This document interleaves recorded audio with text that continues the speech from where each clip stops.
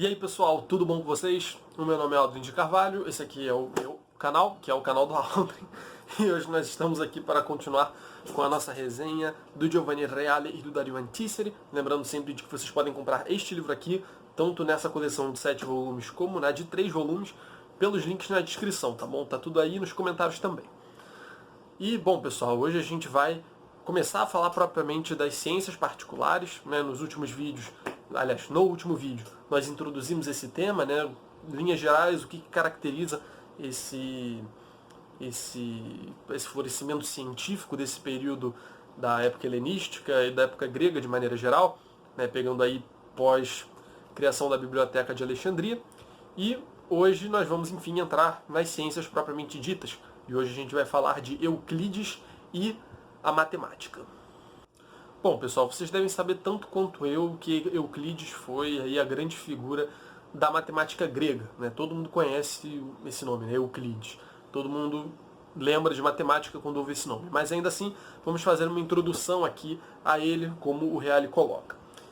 Em virtude da disposição própria do pensamento grego, a matemática foi sem dúvida a ciência que gozou de maior estima, de Pitágoras a Platão.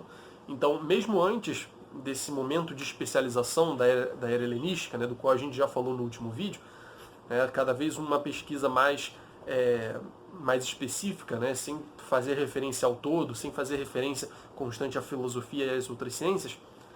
Mesmo antes desse quadro, a gente já tinha, em Platão e principalmente no Pitágoras, a gente tinha a matemática sendo muito desenvolvida, né? Basta a gente lembrar no Platão que ele colocou ali, né, na frente da Academia Platônica, da escola que ele fundou, né, ele colocou uma placa dizendo, né, com os seguintes dizeres: só entre quem for geômetra. Né, devido à importância da matemática, para você... Bom, você sabendo matemática, você sabe lidar com objetos abstratos, né? Você ganha um raciocínio muito mais apurado, muito mais agudo para poder tratar de problemas, né? Na dialética e tudo mais. Então, a matemática ela sempre teve um papel muito importante, mas agora ela vai ganhar uma força própria muito intensa.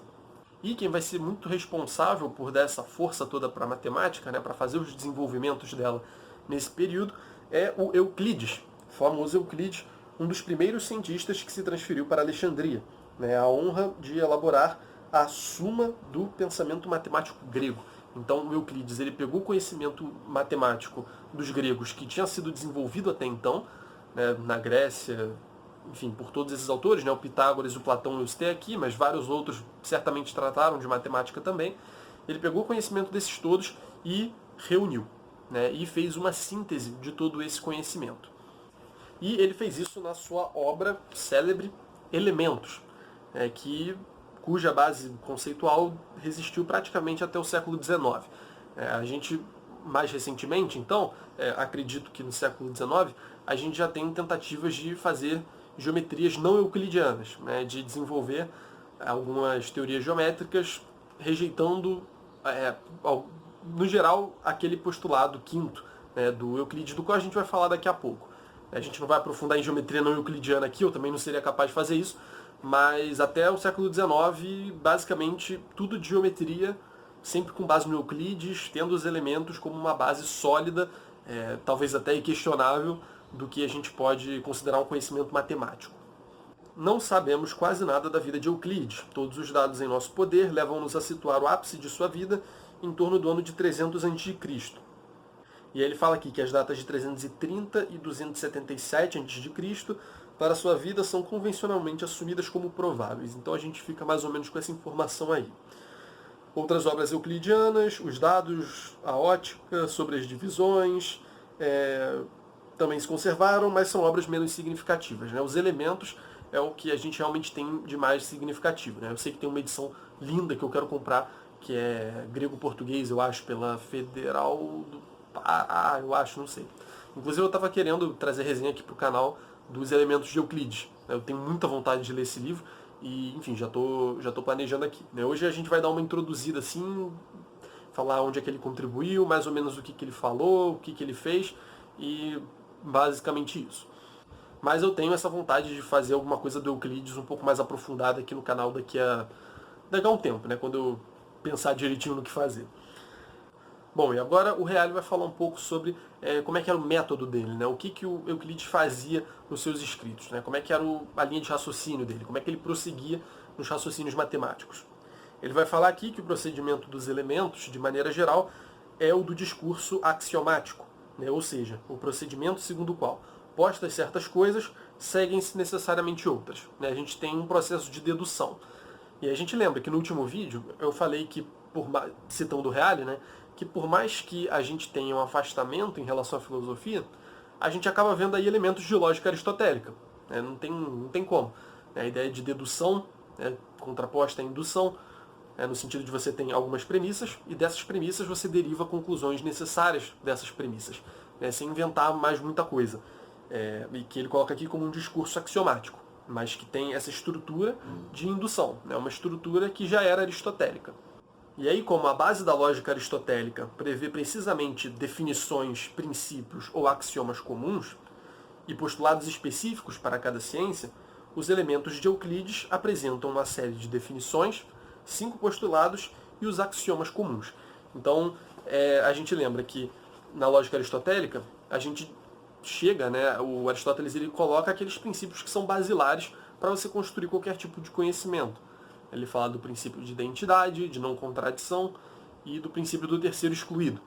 E fala que além desses 3 princípios que são gerais a toda forma de conhecer, todo desenvolvimento científico, de conhecimento que a gente pode fazer em qualquer área que seja, vai haver também alguns postulados específicos para cada ciência. Cada ciência vai ter um objeto diferente, e por ter um objeto diferente, vão ter de partir de premissas diferentes.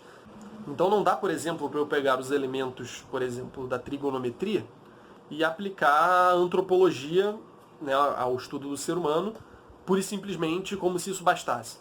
O ser humano vai além de números. Claro, existe a gente sempre pode discutir isso na filosofia, mas não basta só pegar os princípios da matemática e aplicar em algo que não seja números.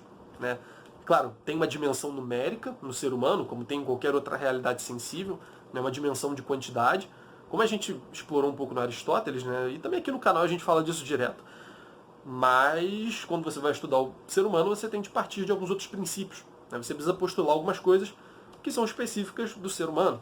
Então, da mesma forma, você não vai pegar os instrumentos da antropologia, que tem os postulados retirados da natureza humana, pela observação do comportamento humano, e aplicar a triângulos, ao objeto da trigonometria.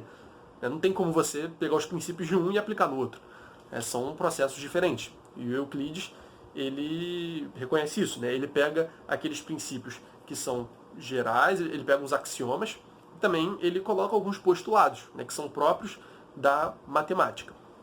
As definições, elas calibram os termos que entram no discurso. Os axiomas comuns são especificações do princípio da não contradição, sobre o qual, segundo Aristóteles, nos devemos basear para desenvolver qualquer discurso lógico. A gente já falou disso já. Os postulados são afirmações de base, de caráter fundamentalmente intuitivo, e, portanto, afirmações imediatas, ou seja, não demonstráveis e não mediáveis, mas que a gente intui, a gente percebe e sabe que é daquele jeito mesmo, que constituem o próprio substrato da exposição. Bom, vocês que já estão familiarizados com como as coisas funcionam aqui no canal, vocês sabem que eu não ia perder a oportunidade de explicar cada um dos postulados e falar as definições aqui para vocês. E é exatamente isso que eu vou fazer agora.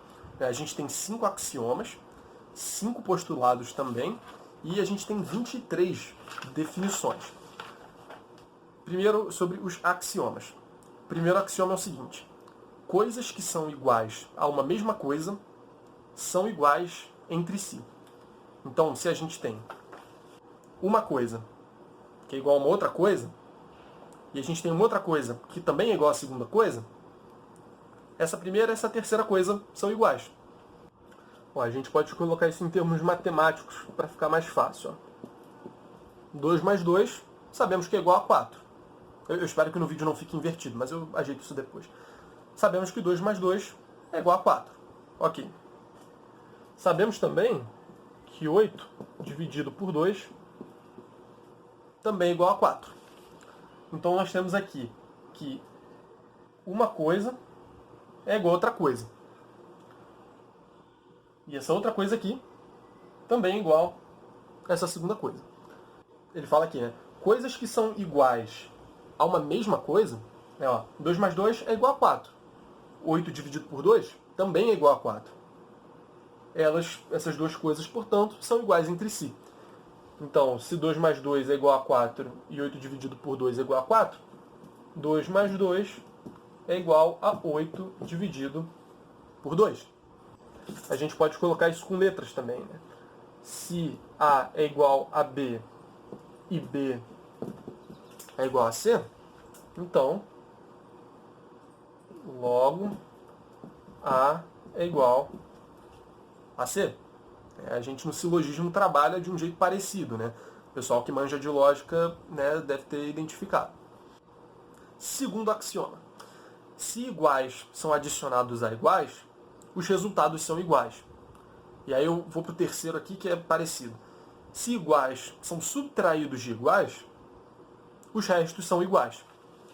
Então, se eu tenho dois valores iguais, como 4 e 4, se eu subtraio valores iguais daqui, vamos supor, subtraio 2 e subtraio 2, os resultados serão iguais. 2. E aí o segundo postulado diz respeito à soma e o terceiro à subtração. Mas aqui a gente sabe disso, né? Isso é evidente, vocês estão ligados que se aqui fosse um mais 2 e aqui fosse um mais 2, aqui seria 6 e aqui igualmente seria 6. Quarto axioma. Coisas que coincidem uma com a outra são iguais. Então, tudo nesse mesmo espírito do que a gente está falando aqui. Coisas que coincidem uma com a outra são iguais. Então, 4 é igual a 4. 2 é igual a 2. 4 mais 2 é igual a 4 mais 2. Para complicar um pouquinho, a gente poderia também dizer 2 mais 2 é igual a 8 dividido por 2. Porque dá 4, né? 2 mais 2 é 4, que é igual a 2 dividido por 8 é 4 também. Coisas que coincidem são iguais. E, por fim, o quinto axioma, que eu acho que eu nem preciso representar. O quinto axioma diz que o todo é maior do que qualquer uma de suas partes. Isso é meio evidente, né? Só você olhar para um todo. Por exemplo, o ser humano, ele é um todo. E a minha mão é uma parte desse todo. É evidente que meu corpo, enquanto todo, é maior do que a minha mão, né? Enquanto uma parte desse todo. Bom, agora vamos para os postulados. São 5 também. Primeiro postulado. Dados dois pontos distintos, há um único segmento de reta que os une. Então, dados dois pontos distintos. Se a gente concebe aqui 2 pontos, 1 ponto, 2 pontos, há um único segmento de reta que os une. Não é isso? Finge que isso é uma reta. Nossa, tá feio. Nossa, tá feio pra caraca. Enfim, finge que é uma reta. Tem alguma outra reta que dá pra gente passar entre um e outro? Não dá. Então aqui a gente já tem essa prova desse primeiro postulado, né? Dados dois pontos distintos, há um único segmento de reta que os une.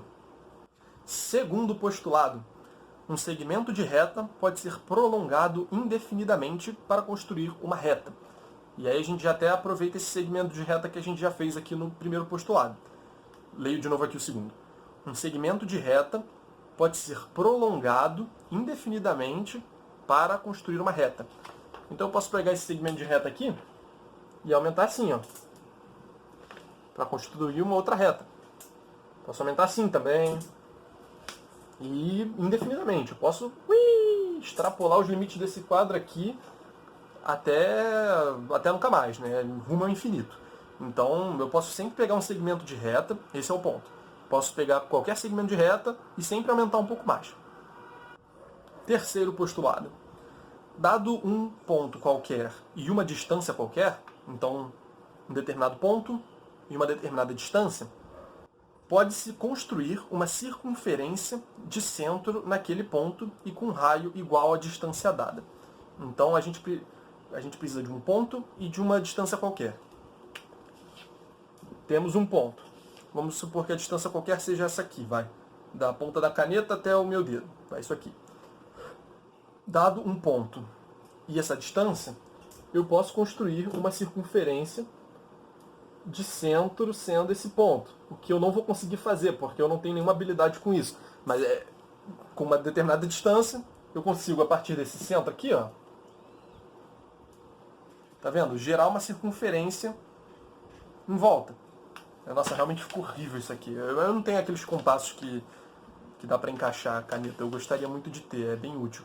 Mas, enfim, eu pego essa distância e começo a rodar aqui em volta, né? Fazendo uma figura um pouco mais bonitinha do que essa. Então, se eu pegar qualquer ponto e qualquer distância, eu consigo, partindo desse ponto, fazer uma circunferência em volta dele. Circunferência essa que terá de raio exatamente essa distância que a gente escolheu. Quarto postulado. Todos os ângulos retos são congruentes, são semelhantes. Então, todos os ângulos retos eles têm 90 graus, não é isso? Se eu faço um ângulo reto aqui e faço um outro aqui gigantesco, eles ainda assim são semelhantes, né? Vamos dizer assim, são equivalentes. Eles continuam sendo assim e, bom, por mais que essa linha aqui seja pequena e essa aqui seja gigantesca, o ângulo em si eles continuam sendo semelhantes, né? Independente do tamanho da reta, independente do tamanho, o que quer que seja.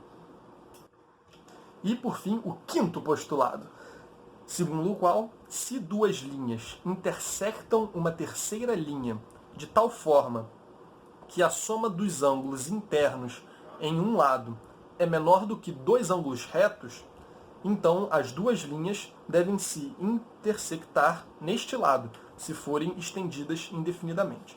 E aqui uma pausa. As geometrias não euclidianas, elas nasceram, né, exatamente a partir de uma negação desse postulado. Eu não vou aprofundar isso aqui, eu ia falar grandes besteiras se eu tentasse fazer isso. Eu não vou fazer. Um dia a gente vai falar disso de novo. Certamente, quando a gente estiver na história da filosofia bem recente, talvez já haja menção a isso aí. Não sei porque eu ainda não vi isso, mas, enfim, de todo modo, esse postulado vai gerar, a negação desse postulado vai gerar as geometrias não euclidianas. Mas, bom, como é que funciona esse postulado? Vamos na ordem aqui. Se duas linhas intersectam uma terceira linha. Então, vamos fazer aqui, ó. Temos uma linha, beleza? E aí temos duas linhas que vão intersectar essa linha. Show, dá pra ver bem. O que acontece? Essas duas linhas intersectaram essa primeira. Se duas linhas intersectam uma terceira linha, já temos aqui, de forma que a soma dos ângulos internos em um lado é menor do que dois ângulos retos, então as duas linhas devem se intersectar neste lado se forem estendidas indefinidamente. Vamos observar isso aqui. O que é um ângulo reto? O ângulo reto é 90 graus, né, é uma quina, né, é uma borda de um quadrado. Eu vou colocar aqui essa terminologia mais fácil. É uma quinazinha assim, reta. Um ângulo reto, uma quina reta. A gente vê que, ó, se a gente pegar um lado, o outro, ó, essa linha aqui divide esse lado e aquele outro lado, beleza? A gente tem ângulos aqui, aqui e aqui, beleza? A gente tem em cima também, mas ângulos internos, que a fórmula pede, né?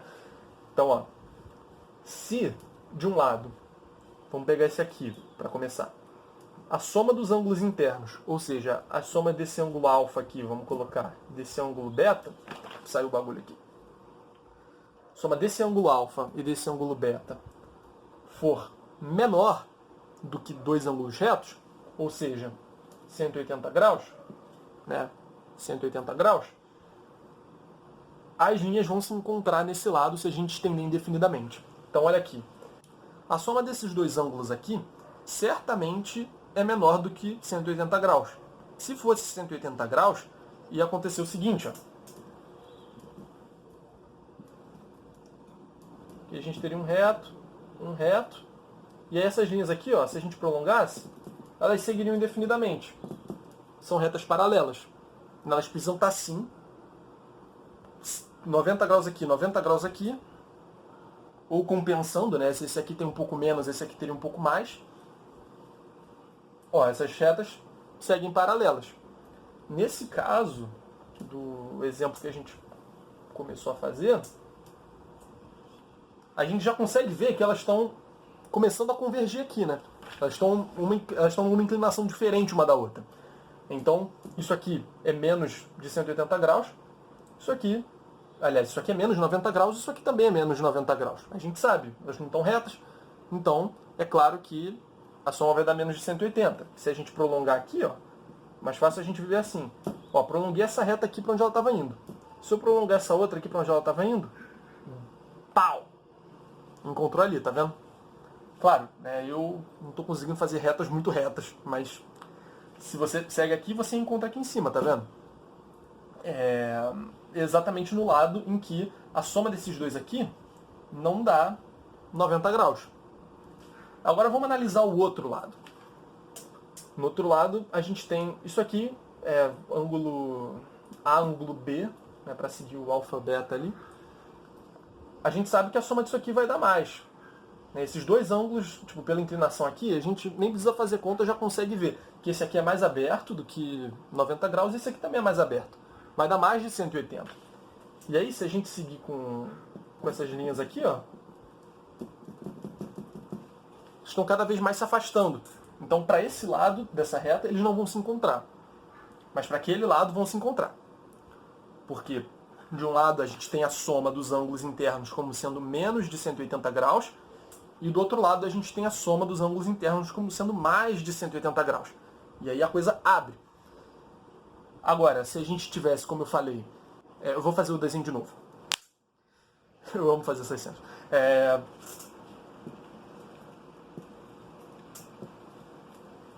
Essas retas aqui, ó, isso aqui com isso aqui vai dar 180. Isso aqui com isso aqui também vai dar 180. Como é que eu sei? Que isso aqui seguindo, ó, nunca vão se encontrar. Pelo menos segundo os postulados da geometria euclidiana, né? Elas só são completamente retas, são paralelas. Uma vai indo na mesma direção que a outra. Entendeu? Então é isso que diz o quinto postulado do Euclides. Gente, eu já adianto aqui que qualquer terminologia levemente imprecisa é por questões didáticas aqui, tá, gente?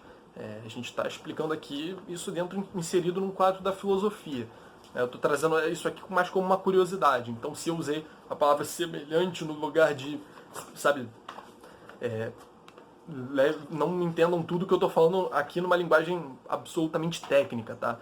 Eu ainda quero chamar alguém para falar disso comigo, sobre Euclides e sobre os elementos. A gente vai resenhar isso no canal. Isso aqui é uma promessa minha. A gente realmente vai resenhar esse livro no canal. Mas a gente ainda não acabou de falar do conteúdo dos elementos. Ainda tem as definições. Eu falei dos axiomas, falei dos postulados e agora vamos falar um pouquinho das definições. Eu vou citar para vocês, são 23, não tem condição de eu explicar cada uma, mas algumas, só ouvindo, vocês já percebem. Vocês já veem que é quase tipo, sim, óbvio. É muito interessante. Eu acho que a genialidade do Euclides acho que está nisso, né? São frases simples que expressam exatamente o que é.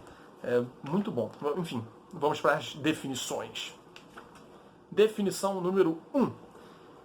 Ponto é aquilo de que nada é parte. Então, o ponto, ele não tem partes. 2. Linha é comprimento sem largura. Então, ela é um comprimento, mas ela não tem largura. Ela vai só numa dimensão. 3. Extremidades de uma linha são pontos. Então, na ponta da linha você tem pontos. 4. Linha reta é a que está posta por igual com os pontos sobre si mesma. Definição 5. Superfície é aquilo que tem somente comprimento e largura. Definição 6. Os lados de uma superfície são linhas. Definição 7. Superfície plana é a que está posta por igual com retas sobre si mesma. Definição 8. Ângulo plano é a inclinação entre elas de duas linhas no plano, que se tocam e não estão postas sobre uma reta. Definição 9. Quando as linhas que contêm o ângulo sejam retas, o ângulo é chamado ângulo retilíneo. 10. Definição 10.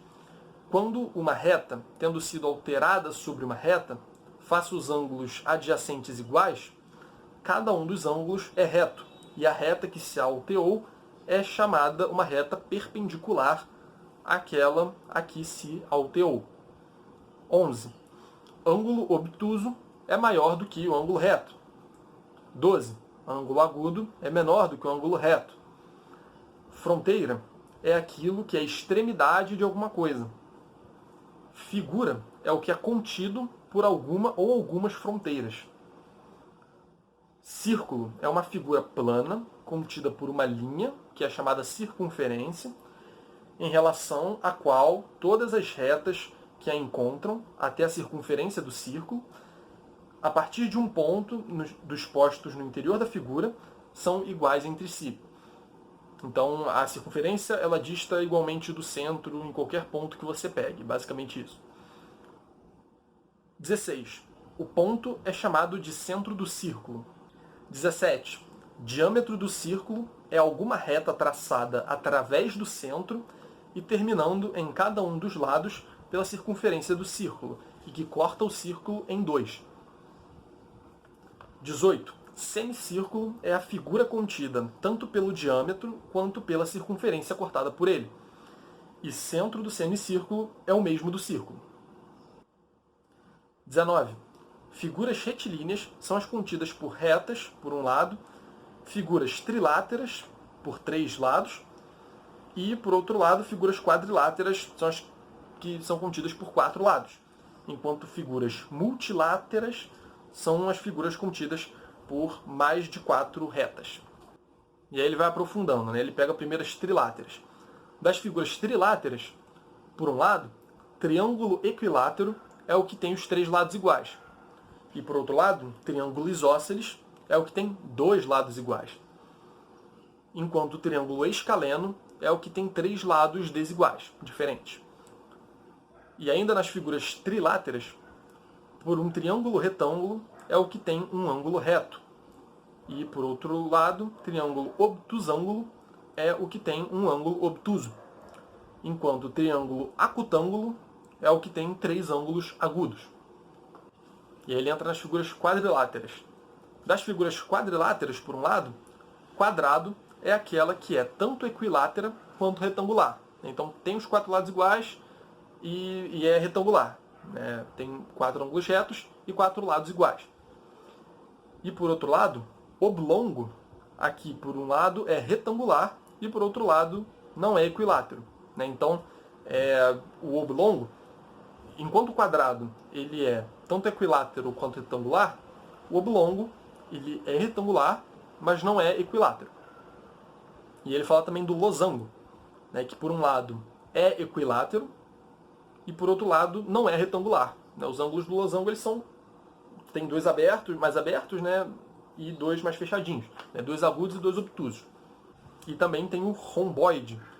Aqui tem tanto os lados opostos quanto os ângulos opostos iguais entre si, mas não é equilátera nem retangular. E as outras figuras que são quadriláteras, mas que não são nem quadrados, nem oblongos, nem romboides e nem losangos, são os trapézios.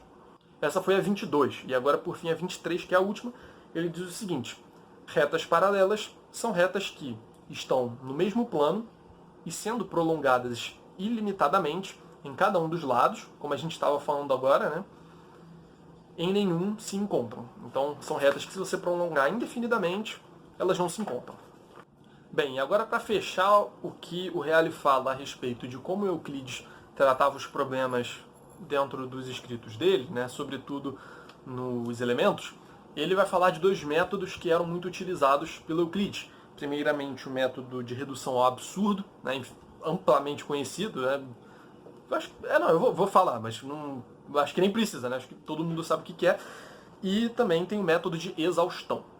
Bom, sobre o método de redução ao absurdo, a gente sabe que isso não surgiu na matemática, né, a gente já falou disso em outros vídeos, né? Aí é aquilo que os eleatas já estavam usando, né? O Zenão principalmente, né? Ele pega determinadas proposições, né? Determinadas ideias, leva aquilo até as últimas consequências e vê as conclusões a que aquilo leva.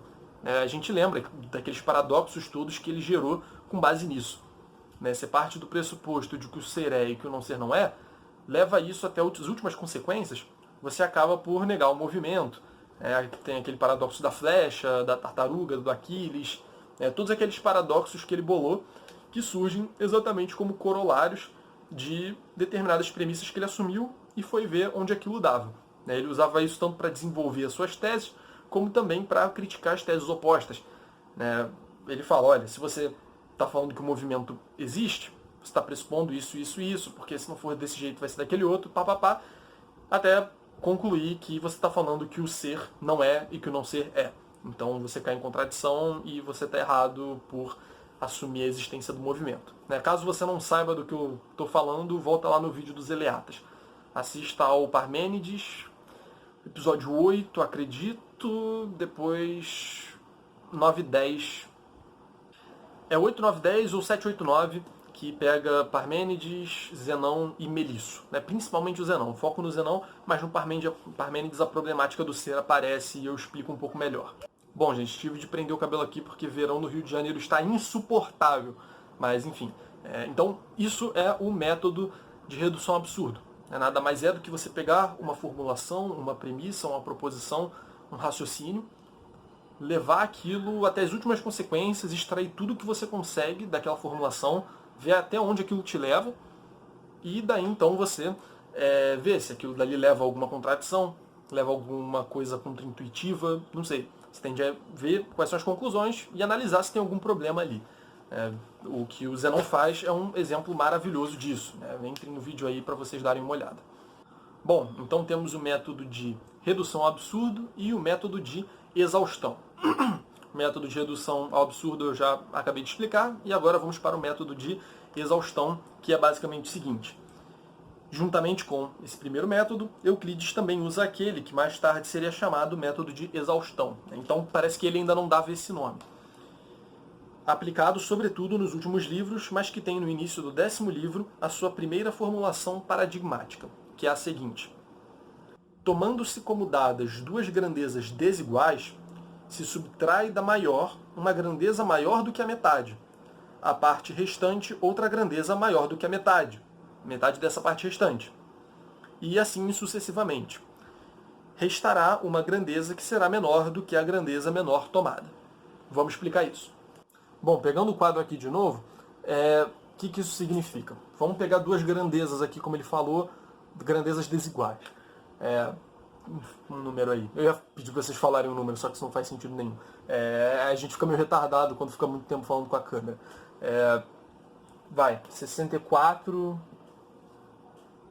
e 10. Se, de acordo com Euclides, eu, da grandeza maior, subtrair um valor maior do que a metade, então a metade de 64 é 32.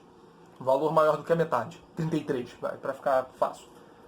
Se a gente subtrai 64 de 33, aliás, se a gente subtrai 33 de 64, a gente chega ao resultado 31.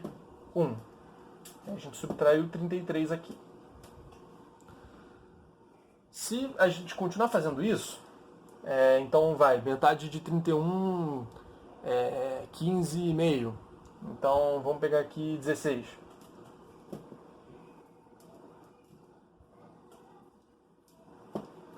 Agora sobrou 15.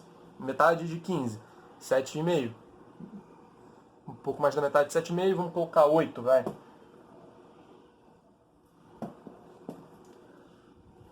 A gente seguindo fazendo esse processo, eventualmente, independente de qual for essa grandeza maior, que é o 64, e independente de qual for essa grandeza menor, que é o 10, eventualmente, se a gente for subtraindo mais da metade, mais da metade, mais da metade, mais da metade, indefinidamente, a gente vai, em algum momento, chegar em algo menor do que essa grandeza, independente de qual for essa grandeza. Aqui no 7 a gente já alcançou. 7 é menor do que 10. mas se isso aqui fosse 1, a gente poderia seguir fazendo isso, né? Aqui 7, metade de 7, 3,5, vamos bem mais da metade.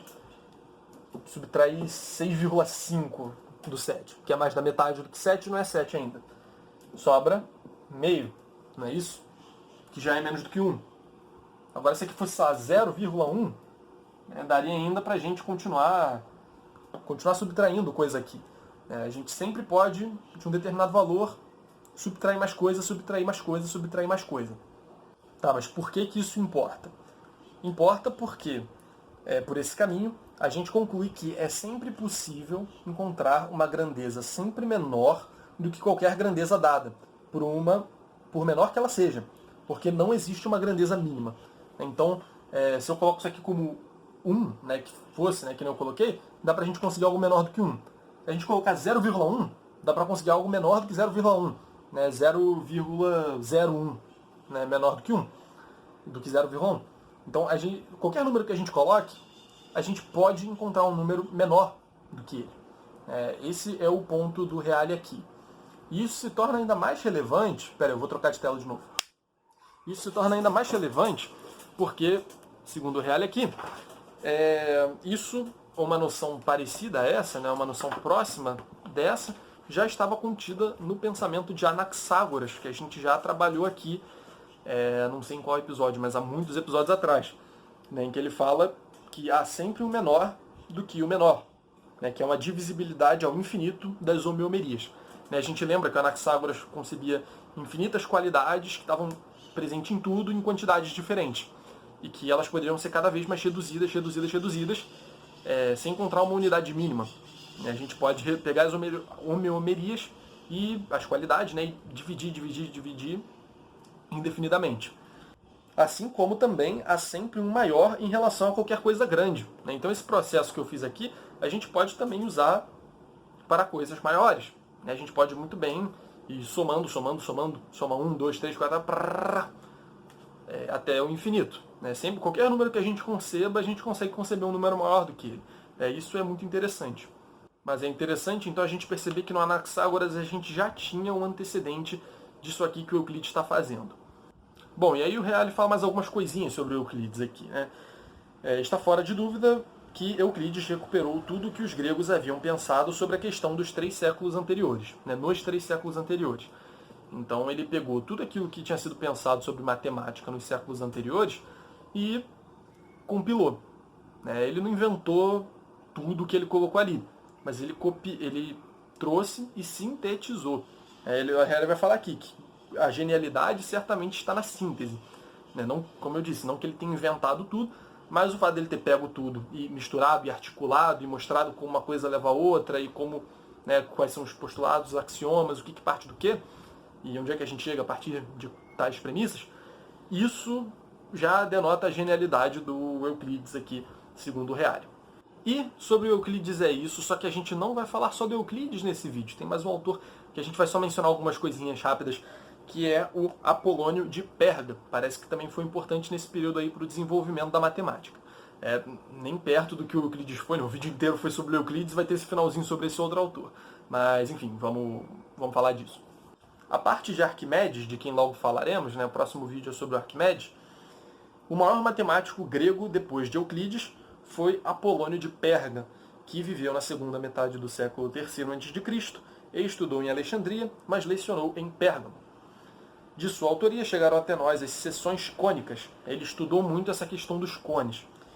Esse tema não era completamente novo, mas Apolônio repensou a fundo a disposição da matéria e a expôs de modo rigoroso e sistemático, introduzindo inclusive a terminologia técnica para designar os cones, os 3 tipos de cones, que aí o Reale coloca aqui como elipse, a parábola e a hipérbole.